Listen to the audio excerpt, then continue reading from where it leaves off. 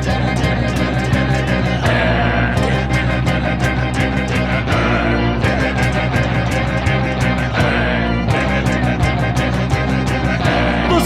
not a bat, he's a man who fights crime. And we're gonna watch him fight for a minute at a time. With John and Niall and a guest who doesn't rhyme. It's Bat Minute!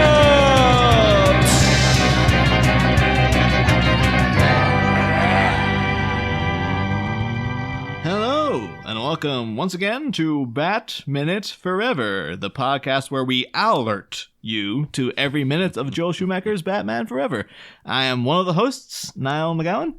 And here to crash through every secret door of Joel Schumacher's brain, it is I, John Parker. And we're once again joined today by the same guests we had on just the other day. We have MXM. Now you can't speak. Oh my god. Hang on, that won't make sense to anybody because we're blatantly having to cut that from the previous episodes. But we have, a self-proclaimed podcast side chick, Alyson Grimm. I am here to do parkour and then fall on my butt. What's up? And we're also joined by host of Michael Myers Minute and a plethora of other shows, including, I'm still hoping, I remember it was announced a while back, like a Wonder Falls recollection show. We're about to record the first episode. Oh, nice, because I really loved that show, and up until recently, I thought I was like the only person in the world who actually watched it, so like finally, be an opportunity to talk about it with somebody else. But you are the only two people I've ever heard talk about it. Which, for all I know, it's the best show ever. I don't know, because I've not seen it. Well, it's a pretty good show. I'm sure, like now, because it's early 2000s, it probably I haven't watched it in a while, so I'm sure it probably comes across quite dated. But it was great at the time, anyway. But yeah, Robert E.G. Black. Yeah, I am here. Well, I'm not going to do parkour, but I can fall. But yeah, here today to talk about minute 62. Minute 62 begins with some irresponsible acrobatics and ends a minute later with a guy who definitely does not like his gift. We now get this weird juxtaposition of Alfred with his secret door, which is the slowest closing of a door in the history of mankind, even though we find out that Alfred is somehow also zoomed down to the Batcave a couple of seconds later.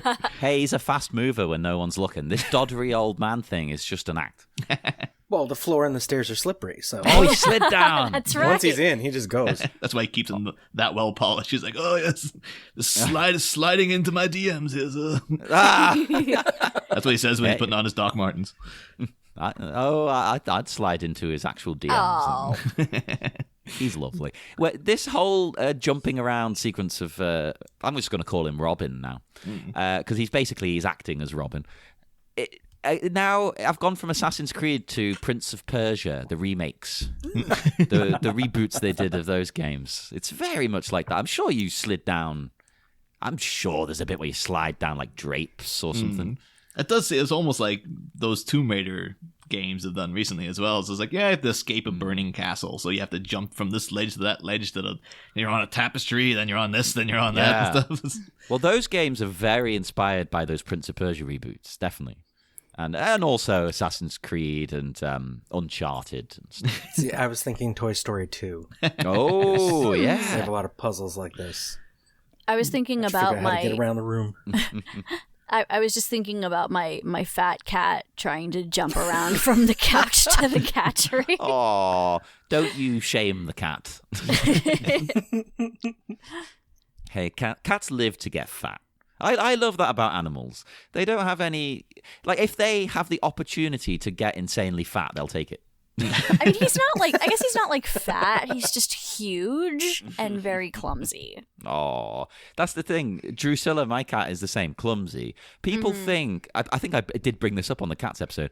People think cats are graceful and majestic. Oh, God, no. And, they land on their feet and all. No, they're stupid and they fall over a lot and they misjudge things. I love it. I love it when he's like on the arm of the couch and I pet him and he like, gets real into it and rolls over and falls on the floor. Yeah. really have to stop giving John opportunities to talk about his cat on this show. It's like, I will talk about my cats forever. This is now Catcast. Yes. this is like all last season. Every time Catwoman was brought up, someone would mention their cat, and I was like, oh god, here we go again. Yeah. Brierly Bishop like sidetracking an entire episode to look at John's cat's Instagram for a while. It's like we're discussing important issues here. You say this, but you put her in the logo this season. Oh, that's true. That's true. That was a good. You know, it was too good an idea to not do. To be fair. But, Clearly, you just need to get a cat so you can become one of us. Yes. You do, actually. A cat, I know you're not huge on animals now, but I think a cat would suit you. They're weird, but they're pretty chill. Like, you know, you can just kind of sit around. You haven't got to take it for walks and stuff. They're low maintenance. Yeah. They just want to have a treat and a cuddle. There you go, done. but anyway, though, we have been within the minute, and Dick Grayson, like, making his way down to ominous door. And this is one of those sequences that, like, in theory, nowadays I should be like, this is really stupid. But I don't know. I like it. I'm like, yeah, I'm fine with this. Like, I rather didn't have like the screeching, radical guitar and stuff. Awesome. He's a youth. Yeah. But the idea of like, oh yeah, Dick Grayson is like, a guy who's going to become a superhero is using his acrobatics to get into some place that he's not supposed to be and stuff. It's like, yeah, that's fine by me. I think I like it. Yeah. And I think it fits the tone of the movie, right? In that, it makes Dick it makes him look awesome and cool at the beginning. Like, look at him, he's smooth, he can do all this amazing acrobatics, but it's the addition of the comedic bit that I like, where he hits the floor and slides into the secret shelving unit, and that's what's funny, and that fits the tone of the movie. For sure. I like how he shouts now, right before he Oh, goes, God. like, who are you talking to? Will Alfred hear him? He's not warning being quiet. Alfred. Yeah. If Alfred had just shut the door, Batman and Robin wouldn't have come out 2 years later. Oh, it's all Alfred's fault. He let Dick into the sex dungeon. He shouldn't have done it. That is the thing, though. Of like, when Dick shouts now. That door's not all the way shut. What if Alfred just came? Like, he's on the chandelier and he's going down the I'm tapestry. sorry, and did you Alfred's say now something? what was that? What the hell do you think you're doing? You would hear that. Like, this is a big echoey building. Yeah. Well, except Alfred's already sliding down the floor and down the stairs. That's a good point. Maybe he's distracted by his hip breaking and again. But yeah, you do get the Dick going down the tapestry because this is a castle. You do have tapestries. Making his way, and then goes onto Alfred's just immaculately polished floor, just polished to a fault, quite literally here, because it's too damn slippy. And Dick ends up. He might also slide because the camera's tilted. That's what it is. The camera's depending on the angle of the camera, that's what's up. It's got like a weird proto Deadpool move. It was like, whoa, the camera's gone, so now I'm going too. Oh, and I just have visions of Bruce forcing Alfred to polish the floor, though, like in Twin Peaks. This is where we live, Alfred. There's going to be like a random 5-minute scenes of like Green Onion song playing and just Alfred polishing the floor. And just nothing else happens in the whole scene. So basically, Bruce is an abuser. Yeah. And, That's the thing, though. Talking about like, why is this floor so insanely polished to the point where Dick Grayson can fly into the Batcave and whatnot? We did have a thing, though. When Dick first moved in, he was doing all this business of like, oh, Robin will fly again, I promise you. And at that moment, because we as the audience know like, oh, he's going to become Robin, it almost seems as if Alfred is like trying to nudge him into a superhero lifestyle. Yeah. And we had a whole kind of like, oh, well, maybe Alfred actually is. For all we know, like, he knows, like, well, he's spotted this door. He's going to get in there someday. What if I was to just grease the wheels, quite literally? literally. and call his name every time I go in the door. Yeah. Well, I actually have that as a note for the next minute, which I'll bring it up again. But yeah, like I think Alfred knows this is happening. Like, there's no stopping this. So let's just go with it. He has to kind of, bull crap his way through, like, oh, what an outrage, Master Dick. But he's like, I know what's happening. It could be at this point of Alfred's life, from, the first movie to the third movie, he had was desperate to get Bruce Wayne out of Batman lifestyle. Just wanted him to hook up with Vicky Vale. Alfred has a history of bringing people into the Batcave. So. Yeah. And then so he wanted to, that was ironic enough, wanted Vicky in the Batcave in order to get Bruce to stop altogether. And the second movie, he didn't seem to be that into Selena Kyle, weirdly enough. He just seemed to be more like, yep, we're just doing Batman stuff now. This could be him. He's evolved now into like, I want this guy to have a partner. So I'm literally setting things up to like, oh, well, you Robin will fly again, Master Dick. And so like, Master Dick, I'm going in this room you're not supposed to come into. The secret room. Just gonna close the door very slowly. Yeah, I'm pretty sure you need to have a door. If this is your secret lair, like have a door that automatically closes itself fast. I have one at work. For the cupboard, we have to keep the. This is very boring. The inflammable materials in. It's in a special like cupboard, and the door is metal. The whole thing's metal, and it slams shut instantly when you let go of it. You have to be careful of your fingers in this thing. Limbs. It's because if anything in there sets on fire, the whole place is going up. But yeah, so Dick then takes a pretty bad tumble into the Batcave down these hard wooden steps. Or not hard wooden, hard stone steps. And then, yeah, I've always thought this was weird. This has bothered me since childhood. That it sounds... Apparently, the alarm is saying intruder alert. But it's saying like intruder alert. And for years, I thought it was saying intruder intolerant. Which I thought was just like a weird, sophisticated way of saying intruder alert. Well, I mean, we are all intolerant of intruders, right? Yeah. I suppose. And I just always thought when the Riddler's in there and he's going like, intruder alert, shut up. Like, it was a thing like, oh, they ADR'd in the intruder alert later, so he doesn't know what it's actually saying. But now, looking at it minute by minute, it's like, no, it is saying intruder alert. Yeah. It's just pronouncing it in a really weird way. I think you're just strange now. That's what it is. But I have a problem with this alarm. Because there's an alarm going off, shouting intruder alert, yet the cave decides, because it's got like an AI or something, not to shut down, right? It actively decides it actually Yeah, the power's up. It powers up. Yeah, The it's panels powering up. come on, the Batmobile comes out of the hiding place. Yeah. This is maybe it's an attempt to like freak out the intruder by like, oh crap, it's Batman's place. Oh no. Better get out of here. The Batmobile's going to hit him. A real security system. This thing should lock down. Oh yeah, totally. Like 100%. This should not be, unless it's like a weird. But actually, no, because it does it when the Riddler goes in there again. Yeah. So it's like, oh, maybe because Alfred's come in and booted everything up, it's sort of at cross purposes. So it's booting up while the alert's happening. But no, it does happen later too. That's just an automatic thing when the Bat's cave is under threat. That's so weird. Everything is under. Maybe that is the thing. Is like if it's under threat, everything powers up because maybe Batman's going to be in there and he'll need access to everything. Yeah, or you're giving access to any criminal who's broken in. Yeah. Oh, Which is insane. I think Bruce just hasn't set his Alexa up properly. He's installed if this then that on his phone, but he hasn't created the right recipes for it yet. So he's got it set up so when he walks in the room, it all comes on. He needs to fine tune the recipe. Can you actually alter the name of your Alexa or your like OK Google? Because it seems No. like everyone would change it to Alfred if they could. Well, I you would say- change it to Diane.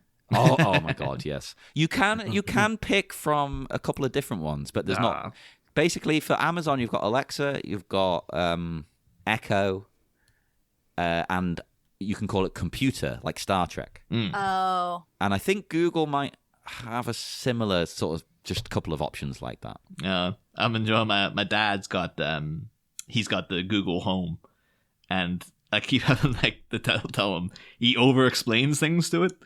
So like whenever I'm visiting, like I'll be in in the morning time, I'll hear his alarm going off, and I'll hear him going like, "Okay, Google, I am awake now." And then it won't I work. like doing that. I do it with my my Echo. I'll get That's up and say like, adorable. oh Alexa, good morning, and it'll go, "Good morning, John." Do you thank it for things? Yeah, sometimes 'Cause I I thank will. mine for things. Like I'll ask it what the weather is, and then I'll be like, I'll do the most English thing ever. I'll be like, "Thanks for that, love," and it'll go, "Thank you." See, when they upgrade it and make it smarter, yours is going to like you. Exactly. When it enslaves humanity, I'm going to be kept as a pet. You're going to be the like in that Planet of the Apes redo they did. You're like the James Franco. Yeah. Where you're like the one bit of hope for humanity because you were the one thing that didn't mistreat the ape. That's me. That's me. But of course, yeah, like this is kind of like a weird mishmash though of like, you know, the fact that their adaptation is Dick Grayson literally barges his way into the Batcave, and he doesn't really so much figure out that Bruce Wayne is Batman. He just knows there's something up. And he kind of falls ass backward into it, essentially. Yeah, there's not really any clues. He just thinks, oh, there's something weird down there. I want to see a sex dungeon. Yeah. Right. Yeah. He's explored every room in this mansion already. He's a nosy little guy. Do you think he was disappointed to find out that it wasn't a sex dungeon? Yeah. He's like, oh. I was don't know. looking Look forward- at that Batmobile. It still could be. Oh, yeah, that's a good point. There is an erotic vibe to some of the designs. I was saying that there's a behind-the-scenes featurette where they're talking about the making of the Batmobile, and two of the guys are going. One of them says, "Yeah, Joel had the idea from a leather fetish magazine he read," and the other guy's like, "Yeah, they'll probably cut that out of the documentary." But it's it. But we'll say though, looking back at the how the other Robins sort of discovered the Bruce Wayne was Batman. I think the plural's Robbi. Most of the time, Bruce Wayne just flat out tells them. Like, they don't even really want to know. He just lets them know. The original, like the way back when the first Robin, like back in the golden age, the panels they're so dated and weird. Because it's like, yeah, Dick Grayson's parents are died, and then are died. Dick Grayson's parents died. Dick Wayne's parents are died. Can that be the title of this episode? There you go. It's settled. Wrap it up. Where were you when Dick Wayne's parents was died? But yeah, then afterwards, he's just approached by Batman out of nowhere. And Batman says, "I'm the Batman. I want to help you get those murderers. They put acid on the trapeze routes. But you can't go to the police. Come with me, and I'll tell you why." And Dick's exact reaction is, "What? Who?" Like, this man is obviously a child molester. And then, like, yeah, they're just in the Batmobile. And Dick says, "Well, why can't I tell the police?" And then Bruce is just like, "Oh, because this town is run by Boss Zuko. That's who. If I was to let you go, you'd be dead within an hour." And then just like after a while, Bruce is just like, "My parents too were killed by a criminal. That's why I've devoted my life to exterminating them." And then Dick says, He's grooming him. "Yeah, pretty much." This says like, I want to also. Take me with you, please." And then Batman just says, "Well, I guess you and I were both victims of similar trouble. All right, I'll make you my aide. But I warn you, I lead a perilous life." And then Dick says, "I'm not afraid." And then it cuts to a weird panel of Bruce making Dick take like an oath, where he's got his hand like properly like swearing his allegiance to the flag kind of thing, but there's a candle involved. And he's just like, "Oh, you're swearing to never swerve from the path of righteousness," and all this kind of business. He's let him into the Bat cult. Pretty much. And Nick, yeah, that's him. Then that's Dick, the original Dick Grayson becoming Robin. And then when you join the Bat cult, then you get to go to the sex dungeon. Yes. It's underneath the Batcave. Yeah, but then Jason Todd, of course, the second Robin, he was randomly tried to steal the wheels off the Batmobile at one point because he was like a tough street kid who was like very like this version of Dick Grayson's very much based on Jason Todd. But then at one point, then like yeah, he helps Batman kind of take out some crooks, and then Batman walking back to the Batmobile just says, "I see my wheels are intact." Jason says, "Can I split before the cops show?" And Batman says, "Oh, why don't you ride with me?" And then Jason's like, "Oh, you mean it?" Says like, "Oh, if you turn me over to the social workers, well, the chances of a kid my age finding somewhere decent are..." And then Batman says, "Don't bet on it, Robin." Jason's like, "Robin?" And then he's like, "Oh, Robin." And then the next issue, he's Robin. Like that's it. Just Batman forces a kid into being Robin, pretty much. That one also, because of that line, "Why don't you ride with me?" just reminds me of that like amazing ad from the mid-90s. You remember the Snickers ad? Where the guy gets like, he's playing like American football and he gets like a really bad tackle. Oh, yeah. And the guy's just like, also like, where are you? Like, "I'm in New York." Like, "Who am I?" "Oh, you're Coach." "And who are you?" "I'm Batman." And they go, "All right." And you're sitting out. "No, you don't understand. I'm Batman." And then it cuts to like the guys on the bench and he's like, "Greetings, citizens. I am Batman. You want to come with me? Would you like to ride with Batman?" and stuff. So, and then of course they had the only Robin to flat out figure out that Bruce Wayne was Batman was Tim Drake. Because he approaches Dick Grayson, who's Nightwing at that point, and says basically he saw the Flying Grayson's been murdered when he was a kid, but before that, because of the performance, he saw Dick Grayson do the kind of weird quadruple somersault. He notices, he starts piecing together then that like, oh, that somersault was amazing, but I was also mentally scarred by seeing your parents getting murdered. So it all stuck in my head. And then I noticed that Batman came and took that little boy from the circus. Then Dick Grayson was suddenly Bruce Wayne's ward. And then all of a sudden Robin showed up. And then when you left to go to New York, there was no Robin. And then all of a sudden, this Jason Todd kid became Bruce Wayne's ward, and there was another Robin.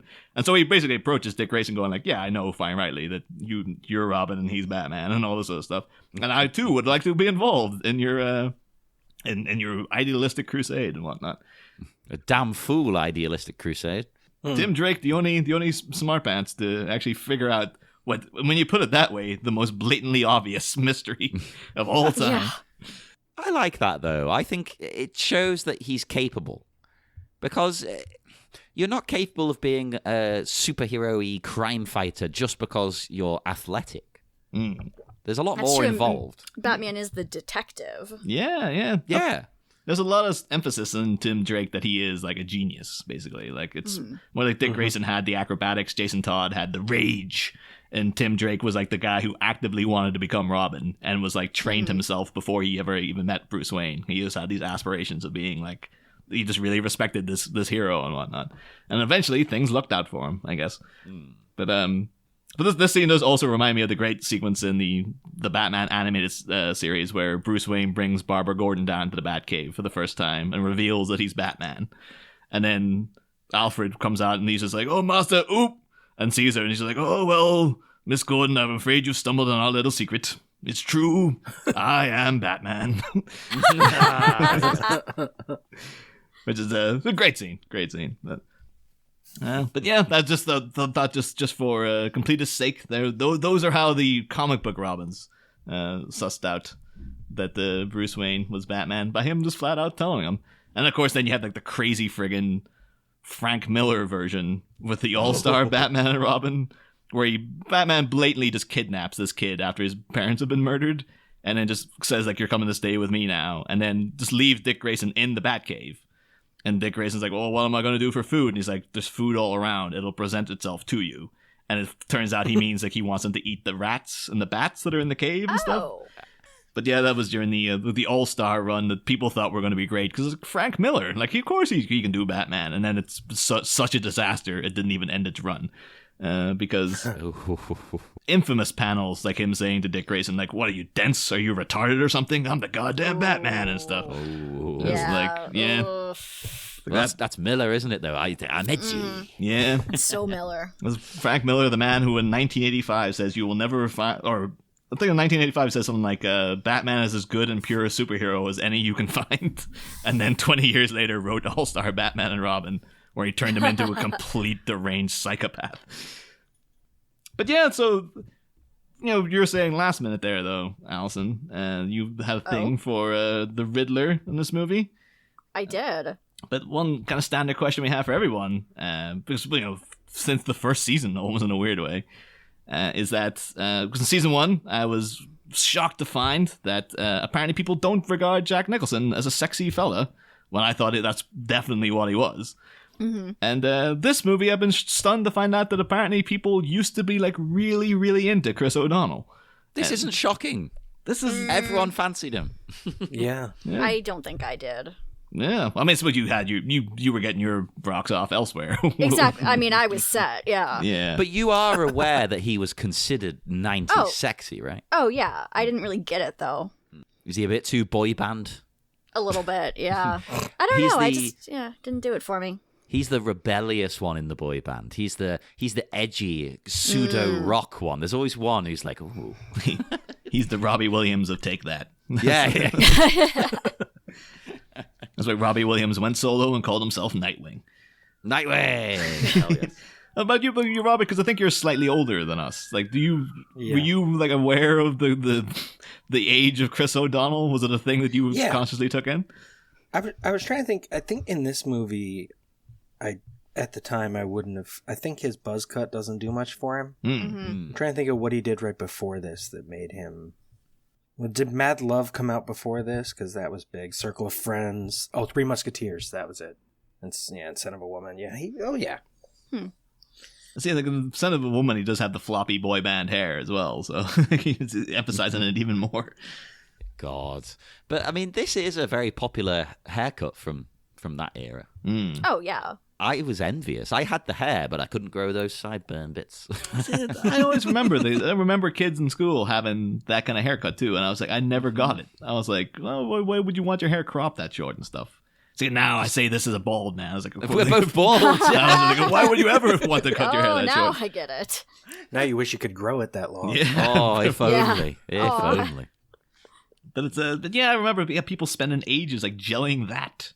Like having to actually work into style that. It's like, that. how do you have to style it? It's just there. It doesn't. No, the worst was a little bit later, like towards the end of the decade, into the early 2000s, where people they'd grow a little bit longer at the front Yeah, or and gel that down, like flatten it. It's I remember that's a mutual friend of the show, Dave Upson, always referred to that as the Castle Derg haircut, because everyone from Castle Derg and then Ireland had that hair.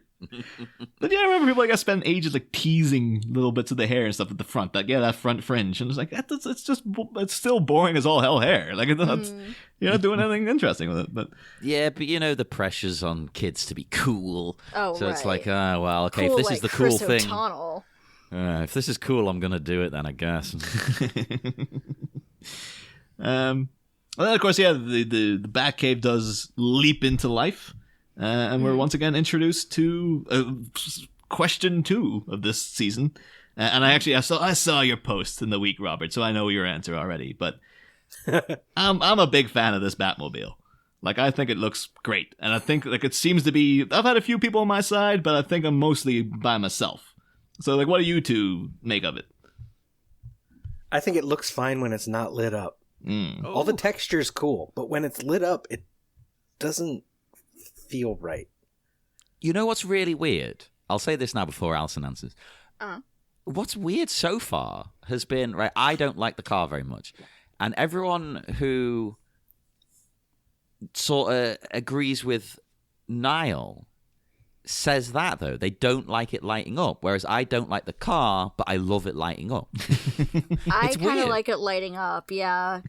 It works with, like, the aesthetic of the movie with the sort of, like, neon green vibe. Like, imagine if it lit up green. Ooh. That would be really cool.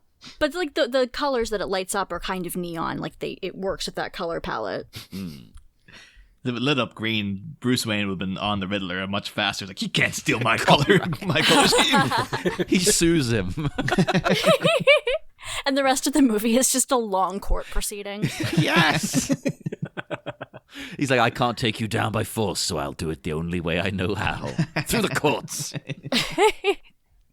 Oh, that was one bit, actually, in talking about the previous minute. I'll have to bring it up now, though, because I can't not mention it as a thing, because I rolled my eyes when I read it in the novelization.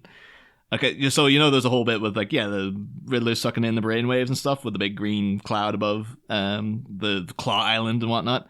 In the novelization, because presumably Peter David was told at some point, they've cast Jim Carrey as the Riddler. And he mentions, I can't remember exactly what he says, but in that bit, he's saying, like, the Riddler's sitting there sucking in all the brainwaves, and he just says to himself, "Somebody stop me!" And then says underneath, "But nobody did." And it's like, was this a children's book? What the hell is this thing? And getting in that line. And nobody did. But it's just so weird, because, like, the rest of the time, like, Peter David's novelization is really, like, trying to make a pretty silly movie a bit more serious, and is actually, like, adds in so much more detail and stuff, and really tries to build it up as a feasible story and whatnot. But then he just throws in random crap like that sometimes, where he's like, he's just spouting off Ace Ventura and The Mask and stuff. I did enjoy it during the week, too. Now I can't not see it, where I saw Jim Carrey interviewed, because he's everywhere at present. And someone asked him about films he's seen recently, and he was saying, like, Brad Pitt in Once Upon a Time in Hollywood just stealing Ace Ventura's outfit. And they're like, what do you mean? He's like, look at that, look at the What? hair, and look at the shirt, look at all that. And he's like, he's just swiping Ace Ventura's style. Like, I didn't get a call for my approval, Brad. What the hell's going on? But now you see it, you can't not see it. I can't not see it now. You're right. But yeah, Alison. So you are pro, and Robert, you're kind of pro, but to a point on the Batmobile. I also wish that tail wasn't flexible later when it's driving around, because that thing shaking is... Yes! Right. I keep saying this to Niall, and he doesn't see it or doesn't care. It's wobbly. It looks cheap. Mm-hmm. Oh, I see it, John. I don't care. But anyway, one more thing I have to say that is more terrifying than the Batman himself is Alfred's glower of disapproval as Dick Grayson looks up and just sees him kind of staring him down there. How do you interpret that? So you think it's like a disapproving thing? I'm torn because I do think his reaction speaks a little bit like he's thinking, I knew this day was coming. Yeah. He's kind of upset that he did it. He's like, the costume has not arrived yet. Yeah, it's in the mail. Yeah, he's kind of upset that he did this, but he's kind of embracing the inevitable. Like, here is another Bruce right before me. I'm going to have to deal with this, so let's do it. Yeah. That's And if it doesn't work out, he has to take him out back and shoot him. There's loads of dead, failed Robins in the back. It would be great if you never saw Chris O'Donnell for the rest of this movie, and the next scene Alfred just has a shovel, and Bruce Wayne at one point later is like, wasn't there another guy who was hanging around here at one point? Like, no. They always run away. That's another one. I can't explain it. He's gone to live on a farm up north. But yeah, that's a fair enough interpretation. Alfred has the vibe of yes, well, here we go again. So, he could also be like, well, I suppose someone's gonna have to pick up all that silverware with his back, his 89-year-old back. Oh. I think Alfred should boss Dick around the way Alfred is clearly bossed around by Bruce. He should be like, your training starts now, sir. Pick all of this up. Oh, that'd be great. If it turns out and polish it. Bruce never gets a polish sidekick. on, polish off. Yes. They're all just designed to be new butlers for. I like training younger models to aid Master Bruce when I'm on holiday. Oh, that would have been a great twist. He breaks into this room, and it's not the Batcave. It's Alfred's secret butler room. Yeah. And this is the origin of the new butler. He's like, I will train you up to replace me. And Batman doesn't even notice. No. It's a new guy. Nope. Did you always have that earring, Bat? You got a haircut? What's going on? No, Bruce, is me, Dick Grayson from the circus. Oh, Alfred, you always crack me up. But yeah, so then Dick gives him a minor comic wave. And we cut back then to our old friend, the Malaysian Dream Warden from earlier in the movie. What do you guys think of the Dream Warden? Because it's, when we landed on the minute, it seems like it was just it's a mishmash of just different things, and they have an idea of theme. So they came up with this thing that was like the theme, but they didn't quite blend it all together, really. Do you mean the thing that, she gives him? Yeah. Yeah. It's basically like a worry doll, but not. Oh. With a dream catcher for hair. And it's like a rattle, because there's little things dangling off it. Yeah, I didn't really get to get a look at it. Yeah. Well, How did you... It's an extreme close-up on it, and the opening right here. I mean, I got a good look at it, but I couldn't figure out what it was supposed to be. It probably destroyed your brain looking at it. Yeah. the only thing, because back when it first popped up, though, because saying the black and white two sides are a bit like Frank Gorshin's. It's is this a Two-Face thing? Well, yeah, there's a Two-Face there, so it's so it's a representation of Two-Face and two personalities, which is the whole thing that goes at the whole movie. Then it's a Dream Warden. Again, Bruce Wayne is the warden of Gotham City, so I guess then he is the warden. He also has he has a dark side and a light side. So it's so he's Two-Face and the two aspects of Bruce Wayne's own personality. Then again, we also mentioned that weirdly it looks very similar to Frank Gorshin's character from that one Star Trek episode he was in. Yeah. So that's Frank Gorshin was the Riddler.